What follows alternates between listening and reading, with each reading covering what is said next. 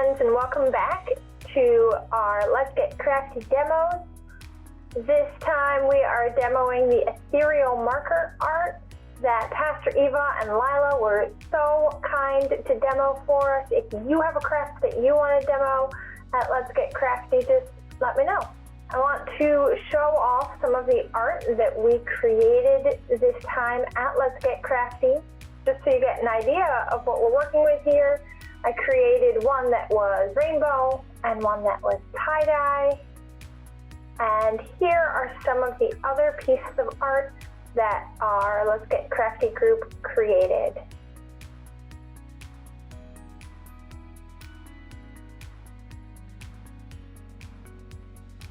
For today's demo, I'm going to create 2 additional pieces, another tie-dye piece and a starscape piece, showing off some of the different ways that we can use some various tools. And I'm also going to demo using photo paper for our base and what happens if we use the flat side versus what happens if we use the shiny side. So let's get crafty. For this demo, we're going to do marker art. We're going to use these permanent markers, and you can use any colors you want. Of course, as you go through, you'll figure out which colors work better than other colors. You will need some sort of canvas to work on. In this case, I have 8x8 canvas panel that I have found works pretty well. Other popular mediums include ceramic tile, and I've also seen journalers doing this kind of art using photo paper. Usually the back side of the photo paper seems to work better than the shiny side, but I will demo both of those as well. I have chosen to use a plastic tray to protect my wooden surface, especially from the alcohol. So this is rubbing alcohol in a spritz bottle. I also have a dropper and a straw as other tools, and then I have paper towels on hand both for cleanups and for drying. So the first thing to do is to start with the canvas. I'm going to start on these 8x8 canvases. When creating your art, you don't have to draw anything specific, but you can instead draw big shapes. I'm a big proponent of tie-dye, so I'll start with sketching something kind of tie-dye-y.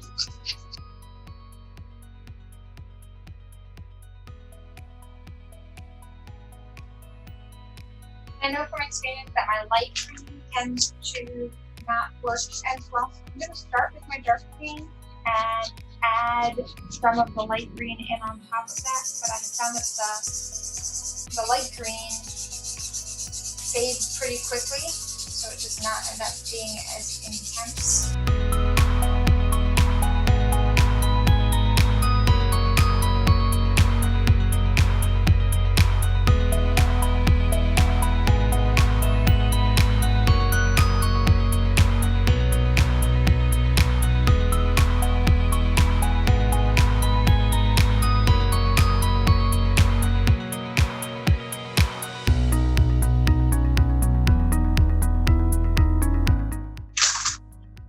Not need to be too strong effect, but I have found that for colors that tend to fade quickly, that having the extra color with it tends to add a little bit of life. So pink, even on its best days, tends to fade, as does my light blue and my light. They are less intensive colors. And now we get to play. It's not often something where I have a ton of control over the final output. So spray bottle, I'm just going to spray ink start to dry, which you can already see it's starting to do. And I can use my straw and blow some of that around, especially in those bigger puddles. For example, I can put a nice big puddle right all red and orange. There's a lot of liquid there now.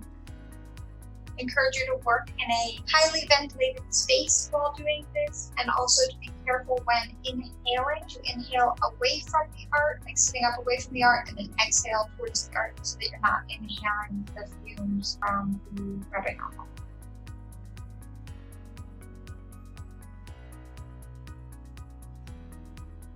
I'll just rotate my piece around. I want to get motion out of the center table.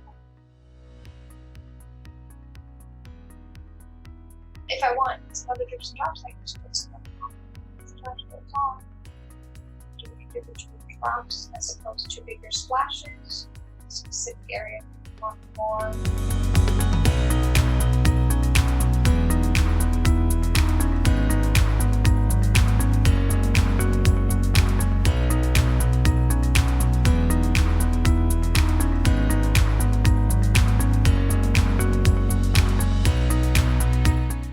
One to dry, and we'll move on to another sample. And again, because I'm valuing my desktop here, I just take a plastic bag and laying it down to put my piece of art on while it dries.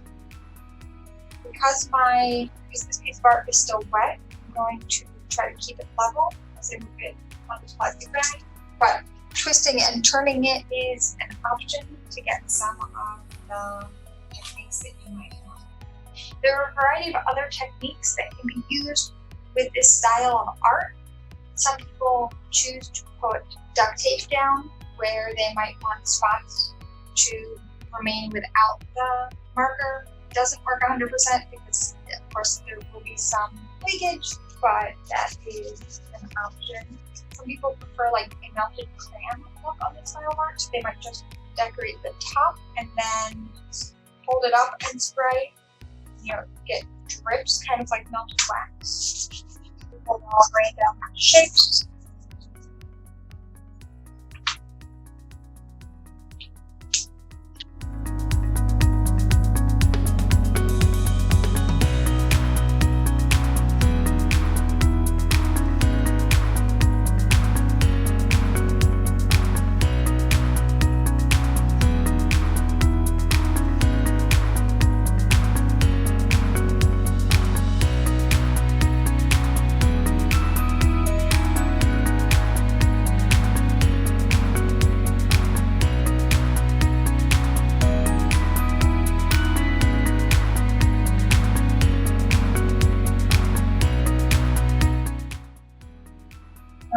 Work continues to happen even after you stop.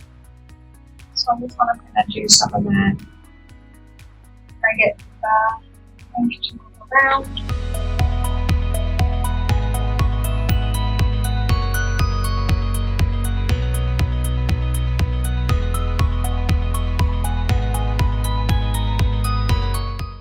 So I'm also going to let this one dry and come back to it in a little bit. I want to show you some other techniques. So while that's drying, I'm going to demo the difference between the two sides of the paper. I'm just going to do some squares, and I'll try to do roughly the same thing on each one.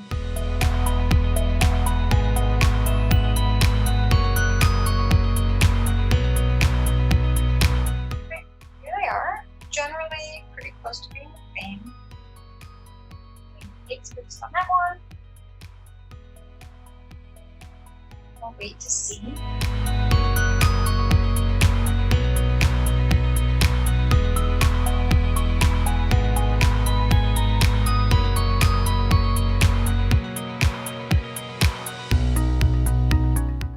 So this one, I feel like this back side is already doing a pretty good job of mixing and blending. So I'm just going to add some more with the shiny side to see if we can get it to do some of that mixing and blending as well.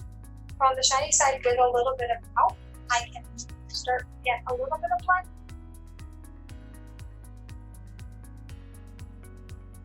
But even pouring it on pretty thick, we're not getting usually the same kinds of motion on this as we're getting.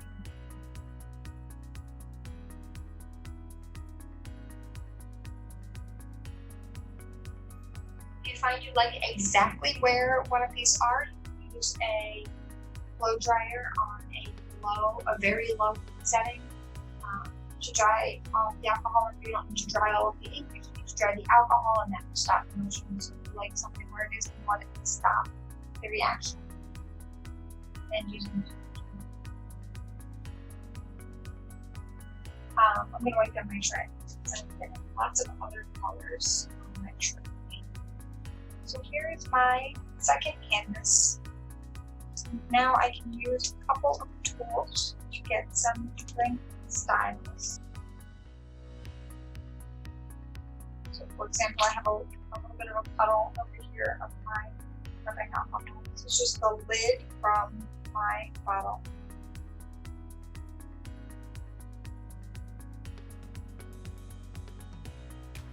Back into the dropper.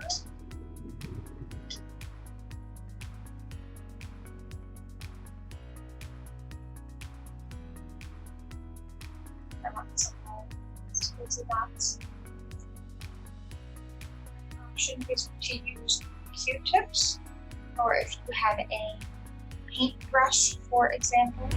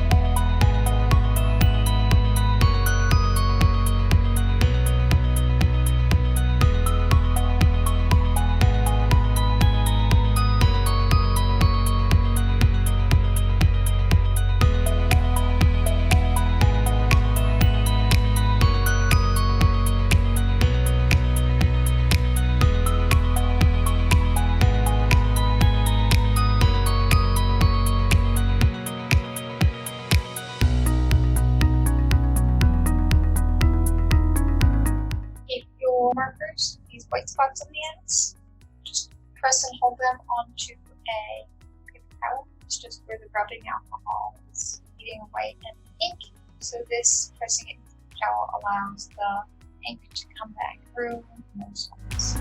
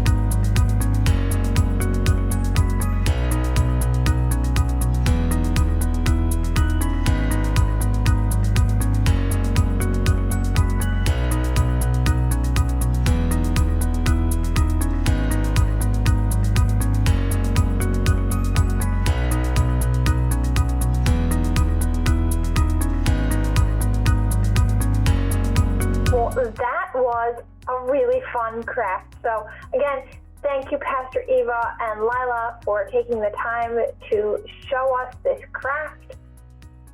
You may have noticed that my camera cut out partway through, so you've not had a chance to see the final pieces of art. So let's take a look. This is my tie-dye piece of art. And this one is the starscape, which I think turned out beautifully. This last one is the materials demo, the two different sides of photo paper, the flat side, which had much more of a reaction to the rubbing alcohol, versus the shiny side that had some limited reactions. Our next Let's Get Crafty, we will be making fabric pumpkins, and we hope that you will join us for that. So long, friends, and keep getting crafty. Bye!